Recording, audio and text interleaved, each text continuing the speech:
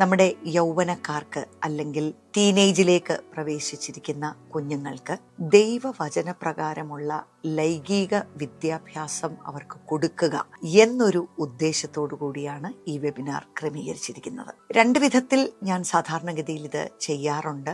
ഒന്ന്, കുഞ്ഞുങ്ങൾക്ക് വേണ്ടി തന്നെ, അല്ലെങ്കിൽ അഡോളസൻസ്, WHO ഡെഫിനിഷൻ അനുസരിച്ച് 10 വയസ്സ് മുതൽ 19 വയസ്സ് വരെയുള്ള കുഞ്ഞുങ്ങളെയാണ് നമ്മൾ ആ ഒരു ഏജ്, ടീനേജ് അല്ലെങ്കിൽ അഡോളസൻസ് എന്ന് വിശേഷിപ്പിക്കുന്നത്. അവർ കൊച്ചുകുട്ടികളാണോ എന്ന് ചോദിച്ചാലല്ല, മുതിർന്നവരായോ എന്ന് ചോദിച്ചാലല്ല. ഇതിന്റെ രണ്ടിന്റെയും കൂടെ ഇടയ്ക്കുള്ള ഒരു വലിയ transitional very very important face of ലൈഫാണ്. രണ്ടാമത്തെ ഒരു രീതി എന്ന് പറഞ്ഞാൽ, ആരാണോ കുഞ്ഞുങ്ങൾക്ക് ഈ വിദ്യാഭ്യാസം കൊടുക്കേണ്ടുന്നത് അവർക്കൊരു ട്രെയിനിങ് വർക്ക്ഷോപ്പ് പോലെ എടുക്കുക എന്നുള്ളതും ഞാൻ ചെയ്യാറുണ്ട്. ഏറ്റവും നല്ല കാൻഡിഡേറ്റ്സ് എന്ന് പറയുമ്പോൾ സ്വന്തം മാതാപിതാക്കൾ അല്ലെങ്കിൽ പാരൻസിനാണ് ഏറ്റവും പ്രധാനപ്പെട്ട ഒരു ഉത്തരവാദിത്തം ഈ വിഷയത്തോടുള്ള ബന്ധത്തിൽ വരുന്നത്. കൂട്ടത്തിൽ youth pastors, Sunday school teachers, അല്ലെങ്കിൽ ഹെൽത്ത് വർക്കേഴ്സ്, കൗൺസിലേഴ്സ്, ഇങ്ങനെയുള്ള എല്ലാവർക്കും പഠിച്ചെടുക്കേണ്ടുന്നതായിട്ടുള്ള ഒരു കാര്യമാണ്. ഈ വെബിനാർ നമ്മൾ കുഞ്ഞുങ്ങളെ ആയിരിക്കത്തില്ല ഫോക്കസ് ചെയ്യുന്നത്,